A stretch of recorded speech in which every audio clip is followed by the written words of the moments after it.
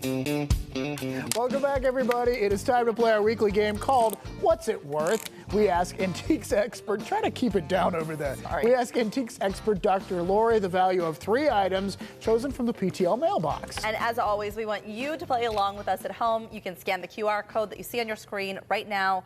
You can also go to kdka.com/connect and play along with us live. All right, here we go. Let's bring in Dr. Lori. And today's items are all about things that you might find on your desk. Dr. Lori, always great to see you. Always great. And this first Always great to see. I'm sorry. Sorry. No, you go ahead. I'm sorry. We're all talking at once. Always great to see you. And it's on your desk. That's our theme. And of course, we're going to celebrate teachers. I want to give a shout out to my teacher. Yes, I know you're thinking, oh my gosh, her teacher. I'm a longtime teacher, but Dr. Karen Arbitman, who lives in Pittsburgh, is a great teacher, a great friend, my mentor from Penn State, and I want to give her a shout out. Ooh. I love that. I feel like we need to reach out and maybe get some inside scoop on a young Dr. Lori who was in class. Yeah, she'll tell you the tales. She will. Oh, see, now we're very intrigued. All right, well, let's get to this first item, and it's actually pretty cool. It's a letter from an actual president, right? It is a letter from the private secretary of President Grover Cleveland on Executive Mansion stationery from September 3rd, 1888. We don't call it the White House until Teddy Roosevelt in 1901 starts to call it the White House because there was confusion between the Executive Mansion in Washington, we now know it as the White House, and all of the state capital executive mansions around the country. So it helps to identify and authenticate the date that it's on Executive Mansion stationery. Connie sent it in. It's signed with the envelope. And who was the secretary at the time?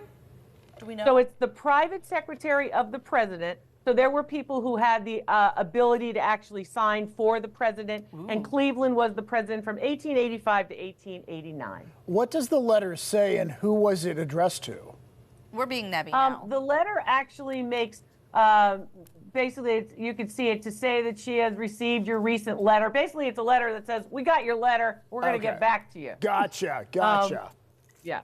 Could have been handled in an email, but okay, let's see. Well, not back then. I'm kidding. Yeah, maybe with like, a can and a string. I mean, Right. So most people are in this middle group of $50 to $100. How does that look to you, Dr. Lori? Oh, good question. Well, I have to say that I wish it were signed by a president. I'm impressed that Connie held on to it all this time.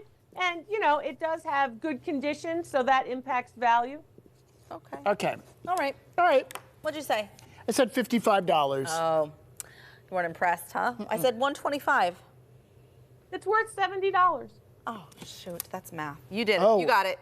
Wait, I'm closer. Oh, yeah. See, neither of us can do math, Dr. Lori. It's so sad. Okay, Haley sent in a gavel. Who is this from? I don't know. It's not that sad that we can't do math. We do it when it's important. Haley sent in a gavel. It's been used by a judge. I believe someone in her family was, of course, that particular judge. Gavels, in fact, this one's wooden. It's from the early 1900s. Gavels go back to the 18th century in Masonic lodges. And Masonic lodges are the first place that we can find gavels like this. I'm a big New York Yankees fan, so Aaron Judge wears a gavel around his neck when he is actually playing baseball. I have a gavel. Do you? Of course you do. Do you sit at home ruling on cases? I have a gavel. Every kid. I'm gavel. the local union president, so it was gifted to me, and I have a gavel at home. Is this gavel made of oak? Good question. This gavel is made of oak. Yes. We like that.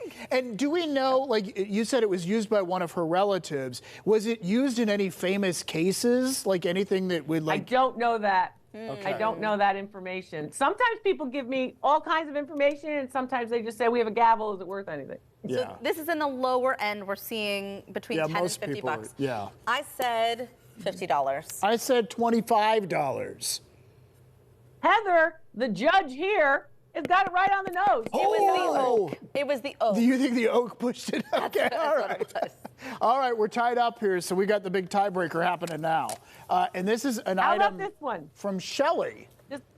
Shelly. Shelly sent us the biggest pop-up book, published by Random House.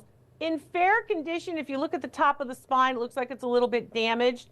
I do appreciate all the photos any way you can, but giving me a picture of the whole object kind of helps. So if you can do that, I would appreciate it. But thank you, Shelly.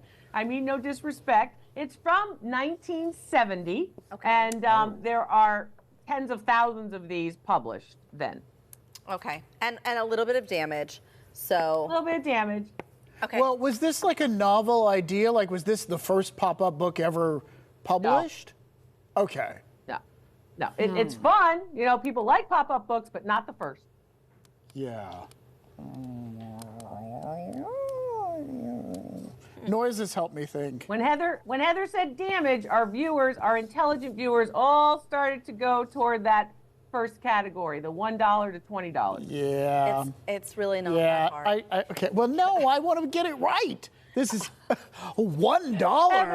Said $1. She said $1. No, I gave it a little bit more credit than that. I said it's maybe worth $10. Well, Heather, while you're right in your comment, David is actually right with the price.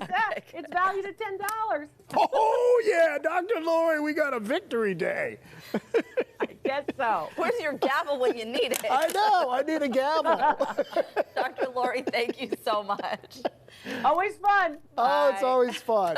We want to thank you at home to sending us your pictures. And you heard Dr. Lori say it. If you're going to send them in, make sure you have a full item picture so we can see it, so she can really fully appraise it. You can send yours to Dr. Lori by emailing us, ptl@kdka.com, and maybe yours will be chosen for a future episode with Dr. Lori.